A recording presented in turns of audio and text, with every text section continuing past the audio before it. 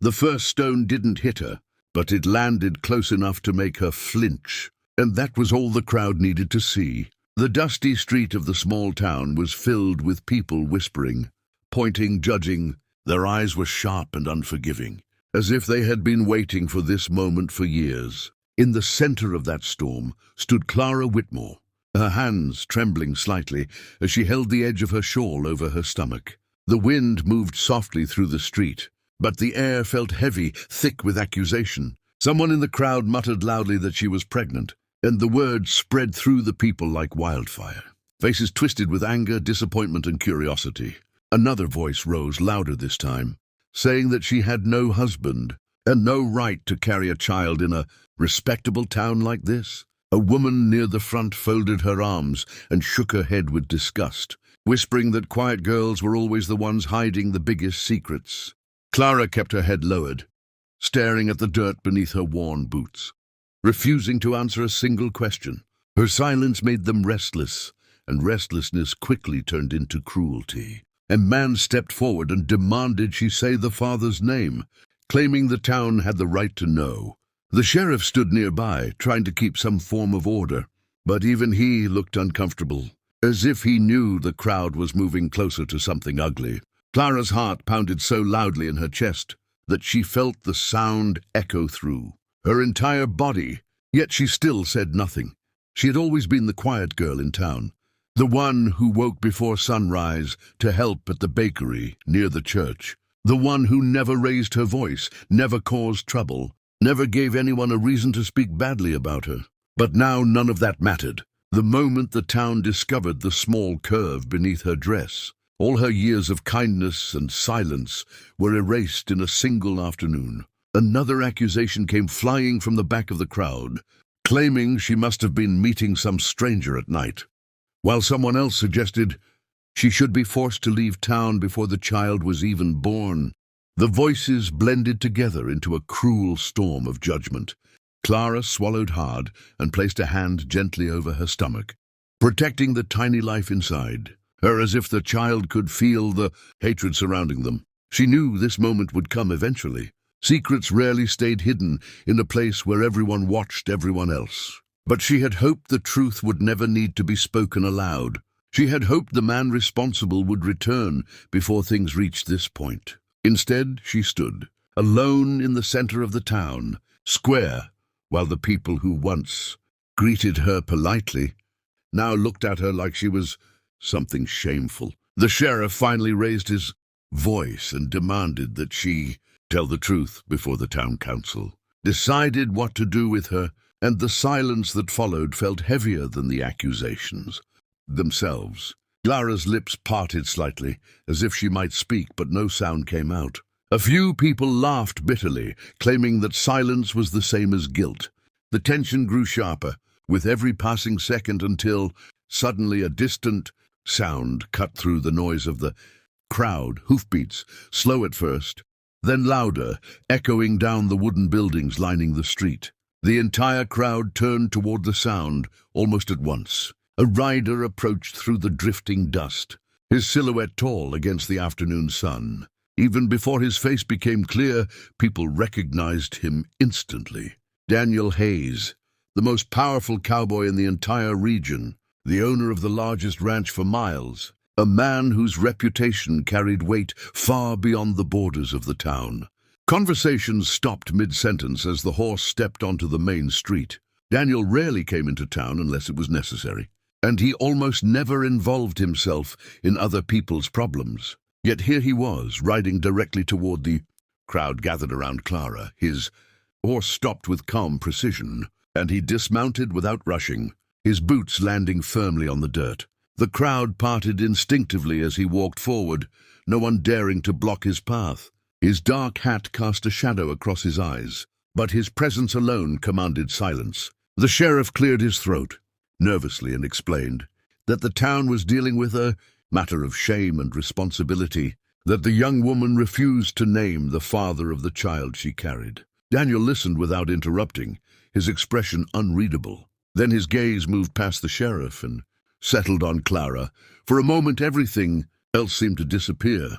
The whispers, the accusations, The angry stares, all of it faded into the background. Clara slowly lifted her head and looked at him, and something passed between them that no one else understood. Her eyes filled with emotion she had been fighting to hide all afternoon. Daniel's jaw tightened slightly as if he had just realized the full weight of what was happening. A man from the crowd spoke up again, loudly declaring that the town would not tolerate such disgrace, that someone had to answer for the child. Another person shouted that the girl should be forced to leave if she refused to speak the father's name. The anger began to rise again, building toward another storm of shouting. But Daniel took one calm step forward, and the noise died instantly.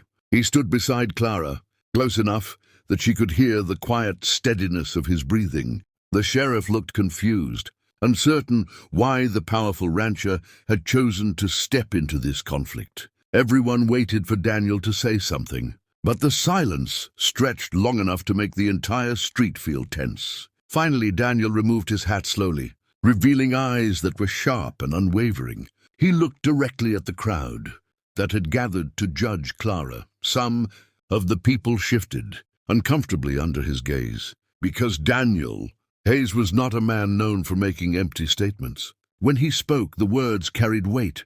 For a few seconds he said nothing at all, and that silence somehow felt more powerful than any speech the town council could have delivered. Then someone in the crowd muttered impatiently that if he had business in town, he should say it and be done. Daniel's eyes moved back to Clara.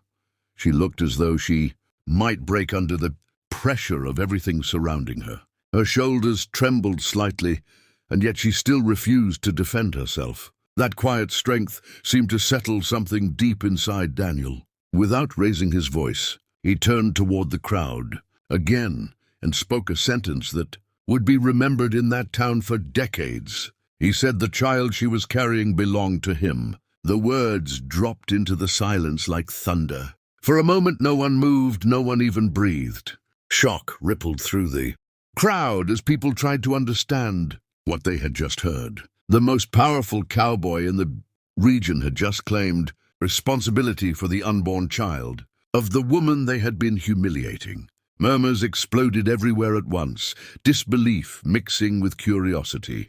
Some people insisted it had to be a lie, while others stared at Daniel as if waiting for him to take the words back. But Daniel Hayes never took back anything he said. He simply placed his hat back on his head and stood beside Clara, as though there was nothing unusual about the declaration he had just made. Clara looked at him with wide eyes, her lips trembling with emotion she could barely control. She had spent weeks believing she would face this moment alone, and yet here he was, standing in front of the entire town and claiming the child as his own without hesitation. The sheriff looked from Daniel to Clara, clearly uncertain how to respond.